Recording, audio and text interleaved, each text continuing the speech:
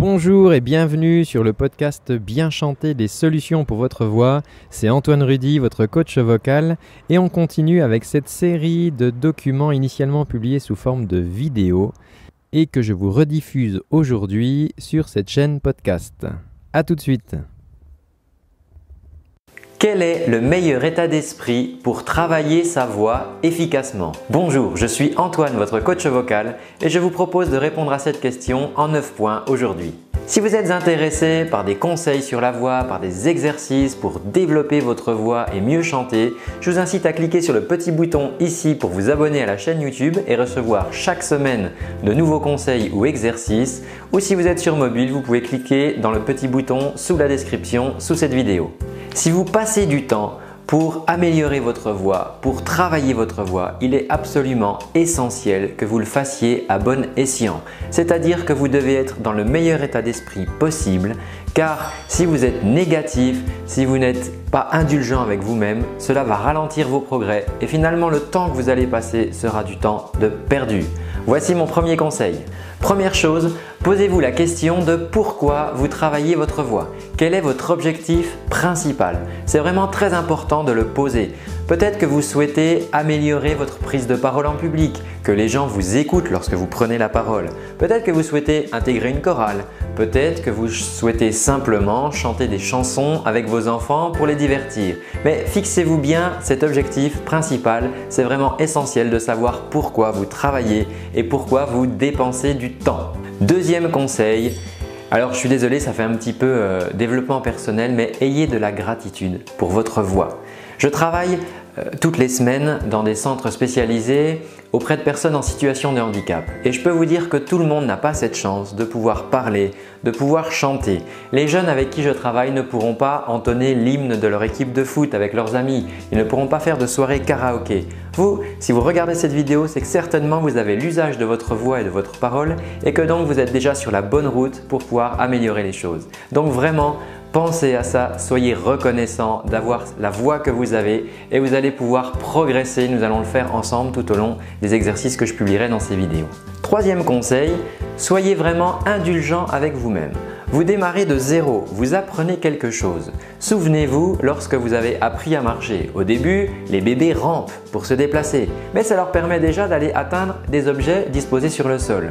Ensuite, ils vont se mettre à quatre pattes, ils vont rechuter, ils vont trébucher. Et puis, ils vont pouvoir se mettre debout, ils vont marcher. Là encore, ils vont tomber, ils vont se relever, ils vont repartir encore, ils vont trébucher. Mais vous savez, même les bons chanteurs expérimentés trébuchent des fois.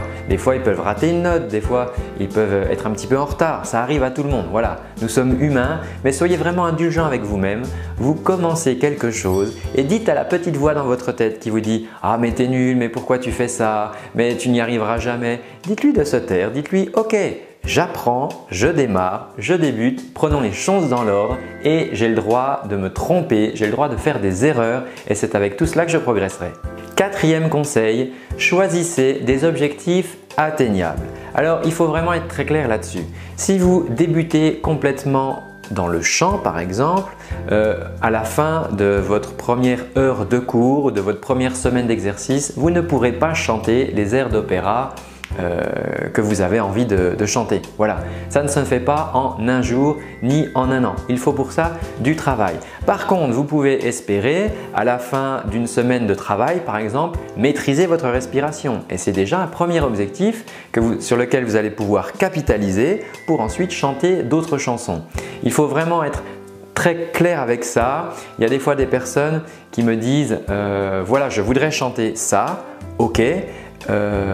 Dans quelques temps, après plusieurs mois de travail peut-être. Mais prenons les choses dans l'ordre. Si vous ne connaissez par exemple pas les paroles d'une chanson, vous ne pouvez pas dire que vous n'arrivez pas à en chanter toutes les notes puisque déjà vous ne pouvez pas prononcer le texte. Donc commencez par cela. Apprenez le texte. Apprenez la rythmique du texte. Ensuite, nous allons regarder les notes. Faites vraiment les choses pas à pas et choisissez des objectifs pas trop éloignés de vos capacités. L'objectif ne doit pas être trop ambitieux, sinon vous allez vous décourager. Et en même temps, si cet objectif est trop proche de ce que vous savez faire, vous n'allez pas sortir de votre zone de confort. Donc il est vraiment très important de bien positionner ces objectifs avant de travailler. Cinquième conseil, arrêtez de vous comparer aux autres. J'entends beaucoup de chanteurs ou de chanteuses qui me disent « Oui, mais un tel chante comme ci, oui, mais tu as vu la voix qu'a celui-ci. » Vous ne connaissez pas leurs histoires. Peut-être que les personnes que vous entendez travaillent leur voix depuis l'âge de 5 ans. Ça fait peut-être 15 ans qu'elles travaillent ça. Peut-être qu'ils sont aussi musiciens, qu'ils ont appris à jouer d'un instrument et qu'ils ont éduqué leur oreille en faisant cela. Donc, vous ne savez pas le temps qu'ils y ont passé. Vous, peut-être que vous y passez 1 heure par semaine, vous chantez, vous vous faites plaisir et petit à petit, comme ça, vous regardez vos progressions. Mais c'est sûr qu'une personne qui travaille 4 heures par jour depuis l'âge de 5 ans aura forcément des résultats meilleurs que les vôtres à un instant donné. Alors arrêtez de vous comparer aux autres, prenez votre chemin, suivez votre chemin, c'est votre parcours et votre progression. 6e point, quantifiez vos progrès. Alors c'est vraiment très important, ça fait un petit peu méthode sportive, mais c'est vraiment très important de mesurer vos progrès et vos résultats. Lorsque je travaille les capacités de respiration avec les personnes que j'accompagne, une personne par exemple vient et fait 10 secondes. Donc je lui demande de souffler. On prend le chronomètre et cette personne fait 10 secondes. Nous mettons en place des exercices. La semaine d'après, elle vient et elle fait 11 secondes. Alors la personne se décourage, dit « Oh là là, je n'ai gagné qu'une seule seconde, c'est rien du tout. » Maintenant, posons les choses sur la table. J'ai gagné 1 seconde sur 10 que je faisais. Ça veut dire 10% de progression. 10% de progression en une semaine, c'est énorme. Je ne sais pas si vous avez de l'argent placé sur un compte en banque, mais moi je ne connais aucun compte qui me rémunère 10% de la somme que j'investis. Alors si vous avez dépensé 1 semaine à travailler votre voix, à travailler votre souffle par exemple, et que vous avez gagné 1 seconde sur 10, ça fait 10% de progression, c'est déjà énorme. Donc je vous invite vraiment à faire cela. À la fin de votre séance, regardez ce que vous avez réussi à faire de plus. Peut-être que vous n'arriviez à faire que le premier couplet de la chanson. Peut-être que maintenant vous êtes à l'aise sur les 2 premiers couplets. Génial! Et la prochaine fois, nous travaillerons le refrain et petit à petit, la chanson va s'assembler. Donc vraiment, c'est très important de quantifier ses progrès parce que c'est vraiment une source de satisfaction. 7e point, la répétition. Vous devez absolument répéter, répéter, répéter pour affiner votre geste. Je vous disais dans une précédente vidéo que l'apprentissage du chant s'apparente à un apprentissage moteur. En effet, il y a beaucoup de muscles qui sont en jeu dans la production de la voix et il faut que votre cerveau apprenne à construire tous ces mouvements. Donc là vraiment, il n'y a pas de secret par rapport à ça. Il faut vraiment répéter, répéter. Les sportifs qui s'entraînent répètent, répètent. Les danseurs qui s'entraînent, ils répètent, ils répètent. Voilà, vous ne pouvez pas avoir de résultats si vous ne pratiquez pas. C'est vraiment très important. Répétez. Il ne s'agit pas de faire des séances de 2-3 heures par jour. Je sais bien que vous travaillez et que vous avez d'autres choses à faire. Mais si par contre vous arrivez à placer 5 ou 10 minutes par jour de travail, cette répétition va être payante au bout du temps. 8e conseil, faites-vous aider. Ne restez pas tout seul, entourez-vous. Tout le monde le fait. Toutes les personnes qui souhaitent des résultats se font accompagner. Les sportifs ont des coachs sportifs. Les hommes politiques qui partent en campagne ont des coachs qui les aident pour cela. Les cuisiniers ont des mentors qui leur montrent la voie à suivre et les tirent vers le haut. Alors vraiment, je vous invite à pousser la porte d'un cours de chant. Allez à une école de musique, renseignez-vous. Demandez à peut-être des amis musiciens de vous donner quelques conseils. Ne restez pas tout seul. Déjà, isolé, c'est moins rigolo. La musique, c'est un partage.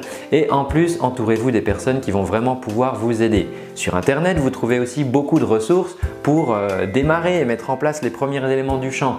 Donc, je vous incite à vraiment ne pas rester tout seul dans votre coin et à vous entourer, vous faire aider. 9e conseil, et ce sera le dernier pour aujourd'hui, appliquez les conseils que je viens de vous donner dans cette vidéo.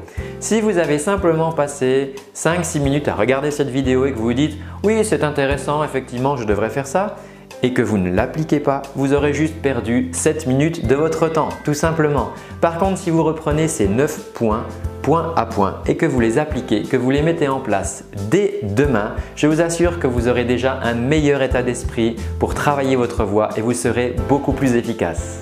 Alors comme d'habitude, je suis vraiment très curieux d'avoir vos retours par rapport à ces conseils. N'hésitez pas à poster en commentaire sous cette vidéo quels sont vos progrès. Dites-moi par exemple, hier j'ai travaillé telle chanson, tiens maintenant j'arrive à passer le refrain que je n'arrivais pas, ou alors je n'arrivais pas à prononcer ce texte en anglais parce que ça allait trop vite. Et maintenant j'y arrive, voilà, c'est vraiment très intéressant pour tout le monde. Mettez vos progrès et puis ça encourage aussi tous les chanteurs qui regardent vos commentaires et qui se disent « moi aussi je peux progresser comme toutes ces personnes ». Alors si cette vidéo vous a intéressé, je vous incite vraiment à appliquer les conseils que je vous ai donnés et à partager aussi cette vidéo auprès de vos amis si cela peut les intéresser ou les aider.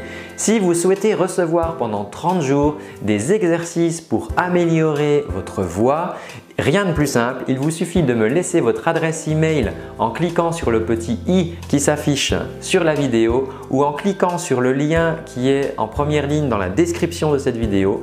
Vous me laissez votre adresse email et vous recevrez pendant 30 jours des exercices pour travailler ensemble votre voix. Je vous dis à bientôt et surtout, prenez soin de votre voix.